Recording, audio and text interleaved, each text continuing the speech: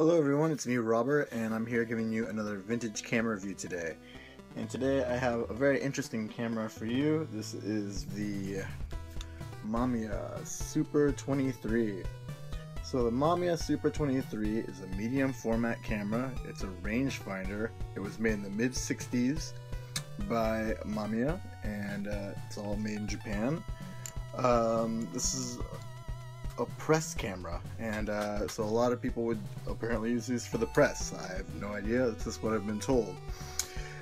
So let's get into some of the nitty-gritty of this. Well, first of all, like a lot of medium format cameras, all the lenses are of course detachable. This is a leaf shutter camera, and cocking the shutter is done on the lens barrel itself right here, so like that. And then you have to use the grip right here, and that releases it. There's a lot of different lenses that came with it. The one that came with the one I got is 100mm 2.8. One thing you've got to remember is that you know, your focal distances with medium format and with 35mm are different. And so this 100mm would be close to something like a 70, and like a 35mm world. So it is a rangefinder. Here's the viewfinder on the back right here. It's pretty easy to focus with. It's not incredibly bright like some of my other rangefinders, but it's not hard to focus with at all. I got used to it really easily. The closest focusing distance on this lens is not super close. So let's see, what's the closest we can get here? About 3.5 feet or 1 meter away is the closest you can get with that, which is fine. I mean, most of the time that's all you're gonna need. All the adjustments are right here. So right now I'm adjusting the aperture. Aperture, and this one I can go from 2.8 to 32. 2.8 on medium format, it's pretty good. A lot of, I don't know why, but a lot of medium format cameras, like 3.5 or 4 is the standard for your largest aperture. I guess because you get enhanced depth of field just by using a larger format than 35mm, so having something like a 1.8 isn't really that necessary, even if you want to get some bokeh in your photos. Other than that, so I did the aperture right here, the aperture, and then the shutter is right here. So the shutter just on this other part of the barrel. La la la. And the shutter goes all the way up to 500. And I have two lenses and they both go to 500. There are lots of different film backs that came for this. There's 6x7 and 6x9, which are the most common. The one I got came with 6x9. I got two 6x9 backs with them. It does have strap inputs on the side of here, but it's a really like kind of good camera to hold in your hands, and like I would imagine having this like swinging around from your belly would be like the most comfortable thing. So I would just imagine using your hands the whole time is the way to go with this. So let's get into the film back. So to take it off, go right here, and there's these little guys you twist, and it's pretty easy. Go like that and take it off. You got your dark slide right here. As you can see, the neg is gigantic. The neg is super big. And you just go like that, and boom. And this can take 120 or 220 film. Ah, mosquito in the house. Okay, and to open up the film back, right here, just like a million other cameras. I'm sure if you actually had this in front of you, you wouldn't need this explained to you. But, you know, I'm on a video. Might as well show you. So the film actually rolls onto this side. That mosquito is going to drive me freaking crazy. So this is where you load the film, and then it rolls onto this side right here, which, you know, an interesting design to say the least. This thing is huge, the film back, so the negs are gigantic. 6x9, that is the biggest format I've ever worked with any film. I've never used a large format camera before. Other than that, there's Polaroid backs available for it. Super hard to find. I've even looked in some of the auctions and stuff in shops in Japan online. Couldn't find it. So if you find one with the Polaroid backs, more power to you. This is an interesting thing. This is called the focusing back right here.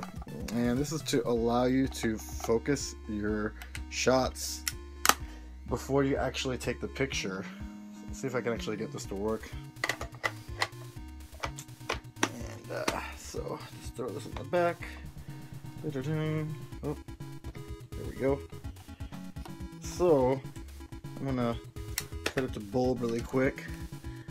Bulb. And well, what the hell, we'll do it for 32. And if you go like this, right now it's just reflecting the computer screen, but if I go like that, you can't see it. I guess it's too dark. I should do a larger aperture. That would make sense. Okay, so let's do it one more time on bulb, a larger aperture, and then boom. You can kind of see, yeah, that's the light in the top of my room right there. So that allows you to focus before you use your film. You know, of course you have the rangefinder there, but if you're outdoors, you can use this really similar to just like a viewfinder on any other medium format camera, like you know, Mamiya's RB67 or a Hasselblad, anything like that. It allows you to use that as the focusing screen. The only thing is that once you're done focusing, you have to basically be in the exact same position and take it from the exact same place with the same thing at the same distance, which pretty much means your subject has to be stationary and pretty much has to be on a tripod. But still, it's an interesting thing to add it onto here. And let's see, anything else about this camera? So it comes with a grip. If you buy one and it doesn't come with a grip, you're in for tough luck, because they're gonna run you another like 80 bucks just to get one separately. And essentially, you know, that's just like a shutter release cable that goes into here. So I've never even tried it before, but I have one right here. I have my own shutter release cable, and I guess if you wanted to just use this as a stationary camera, you could probably use this as well. Let's test. I've never even tried. And yeah, indeed you can. So if you want to use it as just a stationary camera, then maybe you don't need the grip, but I prefer to have it. So just screw this guy back into here. The shutter is by Seiko. A lot of these medium format cameras in Japan, like Fuji and Mamiya, a lot of their shutters are made by Seiko, at least the older ones were. So, should I have this back on? So, well, it's kind of hard. Just start like that. You gotta put the top end in first. This is so hard to do with one hand. I usually do it on like a bed or something like that, and then boom, it's back on there. So what do I think about this camera? Well, it's huge. It's really, really big. However, it's not that heavy. I have an RB67 as well from Mamiya, which is another medium format camera that's way heavier. It's also, the Mamiya is kind of like just this big box, and it kind of makes it hard to walk around with and do anything. So pretty much when I use the Mamiya, I only use a tripod. I've done other stuff with it, but it just doesn't make sense. So I would say that the RB67 is more of a studio camera, and since this is a press camera, that would mean you'd be on the streets. And being able to hold it like this is awesome. I'm not sure if they designed this film back to be a second grip, but man, it works really well, and so I would definitely say that is a good way to go if you want to hold how to hold this. Taking off the lenses, there's a red dot right here. Can you see the red dot? Can you see the red dot? Yeah, you can kind of see the red dot. You just have to get this back up to the center, and then the lens comes right off. Put it back in there, and then twist it clockwise. Whoa! And then you're all good. Whoop! I didn't lock it in. But essentially, the lens stays stationary, and this collar, however you want to call it, twists, and then it's locked in nice and tight. So I guess that's about it. How would I rate this camera? You know, for the money, you can get these from around $200 to $300. It's a pretty awesome camera. The photos I got out of it were really sharp. I shot it all at daytime. I didn't use a flash. I've only used one roll of film with this real quick. But they were all really sharp. I shot everything at about an aperture of like 16 to 8 because I wanted to, you know, shoot large scenes rather than just like individuals. I don't really have any models to work with me or anything like that. I don't have any like close-ups I was doing. But I thought it was a really good camera.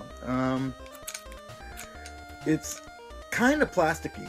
This is like metal, but like the lens altogether is like, feels really plasticky. It all works, but it feels quite plasticky.